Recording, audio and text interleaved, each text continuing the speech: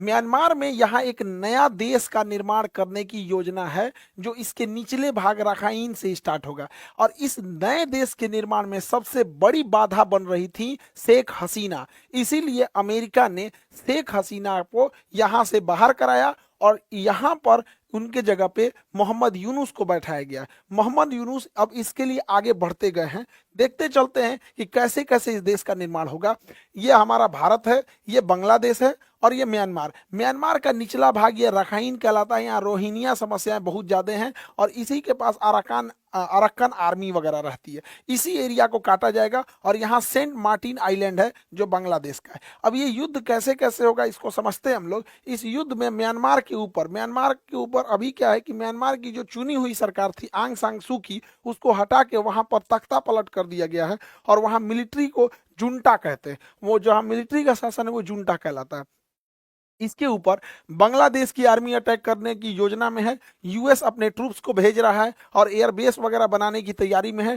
तुर्की का drone attack के लिए होगा। इन्हीं म्यांमार पे रोहिंग्या अटैक करेंगे। चीन स्टेट को तैयार कर रहा है क्योंकि रोहिंग्या में ज्यादातर मुस्लिम है, चीन स्टेट में ईसाई हैं और अरक्कन आर्मी में बौद्ध लोग हैं। तो ये सबको मिला के म्यांमार के जुंटा पर अटैक किया जाएगा। अब इसको समझते हैं तैयारियां कहां तक पहुंची हैं।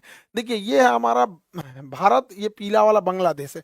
बांग्लादेश के इस काक्स बाजार में तो तुर्की के ड्रोन का बेस तैयार किया जा रहा है। तुर्की का जो ड्रोन है तो वो ड्रोन यहाँ पे तैनात किए जाएंगे जिससे कि वो म्यांमार पर हमला कर सके और ये ड्रोन की तैयारी पूरी तरह से कर ली गई है। इसी के पास बांग्लादेश में यहाँ एक जगह है सिलखाली। यहाँ सिलखाली के पास यहाँ पर आर्टिलरी की पूरी यूनिट तैयार की जा रही है और यहाँ आर्टिलरी और एटीजीएम को लगाया जा रहा है ताकि यहाँ से अटैक करने में और अगर म्यांमार की आर्मी रिटेलिएट करती है तो उसको काउंटर करने के लिए यहाँ एक हैवी आर्टिलरी डंप और आर्टिलरी सेंटर को अमेरिका खोल रहा है यहाँ पे। इसी के पास अगर हम देखेंगे तो म्यांमार और ये बांग्लादेश के पास एक नदी बहती है, नाफ टिकनाफ नदी, और वही नदी जो है बॉर्डर बनाती है। तो इस नाफ टिकनाफ के पास अमेरिका ने अपना सप्लाई डिपो, अपना लॉजिस्टिक डिपो बना दिया है और इतना बड़ा है वो 11,000 हेक्टेयर से बड़ा है। यहाँ अमेरिका की पूरी फौज रहेगी, सप्लाई लाइन रहेगी और यहीं से वो म्यांमार के अलग अलग एरिया में भेजेगा। और वैसे भी म्यांमार की जो आर्मी है वो ऊपर की ओर सिमट चुकी है। इधर म्यांमार की आर्मी का वर्चस्व कम है ताकि यहाँ से चाइना, ये चाइना है, चाइना यहाँ पे चाइना इकोनॉमिक कॉरिडोर बना रहा है, चाइना म्यांमार इकोनॉमिक कॉरिडोर, और यहाँ पर उसका सितवे बंदरगाह और वगैरह यहाँ पे म्यांमार के इन बंदरगाहों पे चाइना का वर्चस्व है। इसी को कम करने के लिए उधर से अमेरिका आगे बढ़ रहा है। अमेरिका के इस चाल में उसकी मदद करेगी खुद बांग्लादेश की आर्मी। यही कारण है कि बांग्लादेश जो है वो देखेंगे तो चाइना को, रसिया को समझाने में लगा हुआ है।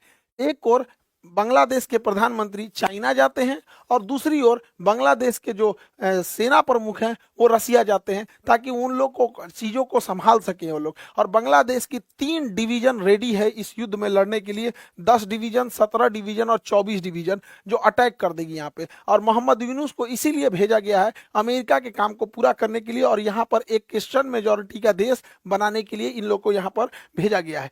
और यहाँ पर जो स्वयं म्यांमार के अंदर, क्योंकि म्यांमार में तख्ता पलट है, म्यांमार की सरकार जो चुनी हुई सरकार थी आंग सान सू की वो जेल के अंदर है। सेना जो जुंटा कहते हैं उसके पास बहुत कम हिस्सा बचा हुआ है। लगभग 30-40% एरिया सेना कंट्रोल कर रही है, बाकी ज्यादातर एरिया उनके हाथ से निकल चुका है। अब इसमें क्या है, रोहिंग्या है, रोहिंग्या अटैक करने वाले हैं।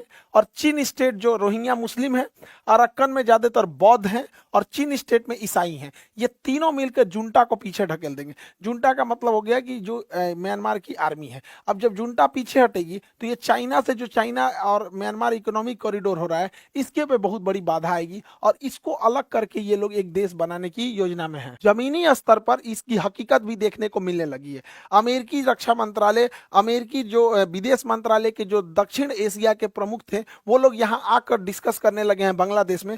और बांग्लादेश की जो मिलिट्री कंटोनमेंट है, जो छावनी है, वहां पर अमेरिकी खुफिया विभाग और अमेरिकी सचिवालय से आवागमन बढ़ गया है। और खुद म्यांमार के जो जुंटा है, जो सेना प्रमुख है, उन्होंने एक्सेप्ट किया है कि हम 1,80,000 रोहिंग्यों को वापस लेंगे, 1,80,000 रोहिंग्यों को वापस लेंगे। बढ़िया बढ़िया है भाई। भारत को भी इसी लगले यहाँ से जो रोहिंग्या बांग्लादेशी आए हैं कि उन लोगों को भी भेज देना चाहिए। जाओ भाई, जहाँ से आए हो, भारत में क्या लिए आए हो, यहाँ अपने 150 करोड़ लोग रह रहे हैं, हमारे यहाँ अपने जनसंख्या की समस्या है। भारत को इससे बेहतर मौका नहीं मिलेगा, क्योंकि भारत के अंदर अभी जो बांग्लादेशी और रोहिंग्यों की समस्या है, क्योंकि हम लेके कहाँ जाएंगे?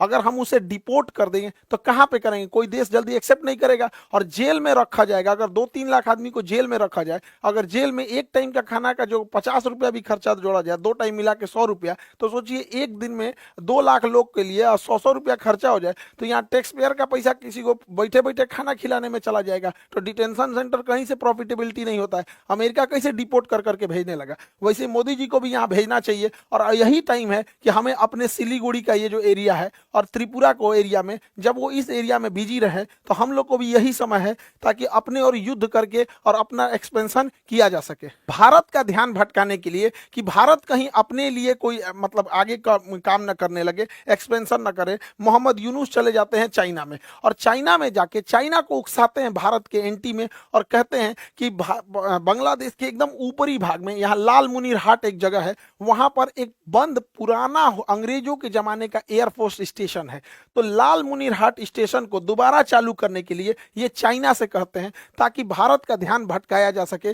लेकिन भारत को केंद्रित रहना है कि अपनी समस्या जो बांग्लादेशी और रोहिंग्या समस्या, इसी लगे इधर भेजना है। हालांकि अभी इसमें कोई बहुत बड़ी चर्चा नहीं हुई है, लेकिन ये चाइना को निमंत्रित कर रहे हैं और भारत का ध्यान भटकाए, ताकि इस मुद्दे से भारत का ध्यान भटक सके। यहाँ एक बंदरगाह नाम है उसका मोंगला बंदरगाह, तो मोंगला पोर्ट को ये बांग्लादेश जो है, मोहम्मद यूनुस चाइना को ऑफर कर रहे हैं कि आप मोंगला पोर्ट को डेवलप कीजिए और वहां अपनी नौसेना का एक बेस बनाइए। अब भारत को जो है इस पे अपने बांग्लादेश अब बहुत डिस्टर्ब करने लग रहा है। अब इसको अगर नहीं बोला जाएगा तो ये मन बढ़ जाएगा, क्योंकि शेर का दहाड़ना जरूरी भी है, वरना जंगल के कुत्तों को लगने लगेगा कि राजा वही हो चुके हैं। अब छोटा मोटा इलायची दाना बराबर देश हम लोग को अगर आंख दिखाते रहेंगे तो कई घड़ी हम लोग कहेंगे वसुधैव कुटुंबकम, कुटाई भी जरूरी है, भय बिना प्रीत कहा। तो ये बांग्लादेश इस तरह से कर रहा है। भारत को डाइवर्ट करने के लिए और एक अच्छा मौका गंवाने के लिए पाकिस्तान भी कहीं कम बाधा नहीं लगा रहा है। पाकिस्तान हमारे कश्मीर को तो अनस्टेबल कर ही दिया है, आतंकवाद भेज के, इंसर्जेंसी भेज के, घुट पैठी, आप पत्थर चलाओ, ये करो वो करो, धार्मिक उन्माद फैला दो, अमरनाथ यात्रा पे तो कभी वैष्णो देवी यात्रा पे उत्पाद मचा दो। कश्मीर को कितना अशांत कर दिया। इतना ही नहीं, ये पाकिस्तान जो है ये पंजाब को भी अनस्टेबल कर दिया। पाकिस्तान ने ड्रोन के मदद से तथा स्मगलिंग के मदद से इतना ज्यादा अफीम, गांजा और जितने भी मादक पदार्थ थे उसको यहां सप्लाई करने लगा, क्योंकि अफीम का जो उत्पादन होता है वो पाकिस्तान, अफगानिस्तान, ईरान, इन तीनों देशों जो एक पास होते हैं, जिसे गोल्डन क्रेसेट कहते हैं, 3 देश पाकिस्तान, अफगानिस्तान और ईरान, यहां से इन्हें इजीली मिल जाता है। इस बहाने इन्हें पैसे भी मिल जाते हैं और एक बड़ा राज्य को चौपट कर देते हैं। आज पंजाब की एक बड़ी समस्या हो गई है, वहां अब शराब और गुटखा से ऊपर लेवल हो गया है। अब वहां इंजेक्शन लेके ऐसे मारो, नशा में एकदम पड़े रहो। ये पंजाब के भविष्य के लिए चिंता की बात है, और ये हमारा इंटरनल वजह से नहीं हो रहा है, ये एक्सटर्नल पाकिस्तान की चाल है, नहीं बुझा रहा है। तो पाकिस्तान इन 2 चीजों में तो सक्सेस हो गया है। अब पाकिस्तान की अगली चाल है कि उसने कश्मीर और पंजाब को अनस्टेबल करके अपनी आईएसआई के थ्रू, अपने खुफिया जो स्लीपर सेल हैं और अपने ये जो मोहम्मद यूनुस से मिलकर, आप गौर कीजिएगा तो वक्त विधेयक जैसे आया तो भारत को डाइवर्ट करने के लिए और मौका का फायदा उठाने के लिए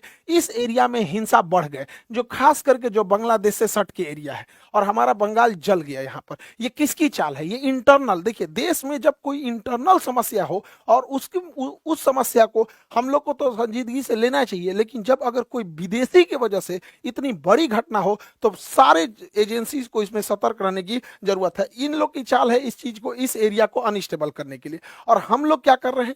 अब देखिए, ये एरिया अनस्टेबल हो रहा है। जो लोग मणिपुर के बारे में बड़ी बोल रहे थे, मणिपुर जल रहा है, मणिपुर ये हो रहा है, अभी बांग्लादेश के मैटर पे, पश्चिम बंगाल के मैटर पे तो चुप है। और जिनको पश्चिम बंगाल की बड़ी चिंता थी वो तो अभी देखिए मणिपुर अभी भी जल रहा है। अरे कभी तो हम लोग राजनीति से बाहर आके अपने देश के बारे में सोचेंगे। आरोप प्रत्यारोप कब तक लगाएंगे कि ये उन पे आरोप लगाए, उन पे आरोप लगाए, बीजेपी, टीएमसी, ममता बनर्जी, मोदी। अरे भाई, देश जल रहा है, इधर मणिपुर, इधर पश्चिम बंगाल, इधर तो एगो झमेला है, ये इधर भी लिया जाएगा। ये इंटरनल पॉलिटिक्स से बाहर निकलने की जरूरत है। और इसमें सोचिए, भूखा नंगा पाकिस्तान, वो इतना हिम्मत उसका कि वो इधर से आके अपने स्लीपर सेल के माध्यम से, बांग्लादेशियों के माध्यम से, इधर के माध्यम से हम लोग को अनस्टेबल करा। अब आपको अगर मेन रीजन ही नहीं पता चलेगा तो आरोप प्रत्यारोप लगा के क्या मिला है किसी को? भारत के दोनों हाथ में लड्डू है। अगर अमेरिका इधर आ रहा है तो अमेरिका में अपना भी सहयोग करना चाहिए और पूरी तरह से बांग्लादेश को दिखाना चाहिए कि भैया हम लोग तुम्हें अगर निर्माण कर सकते हैं तो विनाश भी कर सकते हैं। और यही एरिया है जहां हम लोग अस्थायी तौर पे भारत में घुस गए रोहिंग्या और बांग्लादेशियों को डिपोर्ट करके यहां भेज दे सकते हैं। और मोदी जी आपका तो परम मित्र हैं, ये क्या नाम है, ट्रंप साहब, ये तो देखें हवाई जहाज में भर भर के भेज देते हैं। आप भी हेल्प इनसे कुछ कुछ सीखिए और यहाँ पानी वाली जहाज से भेज भेज दीजिए, यहाँ हम लोग की अस्थायी रूप से समस्या का समाधान हो जाएगा। और नीट और जेई वाले बच्चे, आपका जो बैच है पटना, मुसल्लापुर और बोरिंग रोड और ऑनलाइन, दो सारे माध्यम में 21 अप्रैल को स्टार्ट हो रहा है।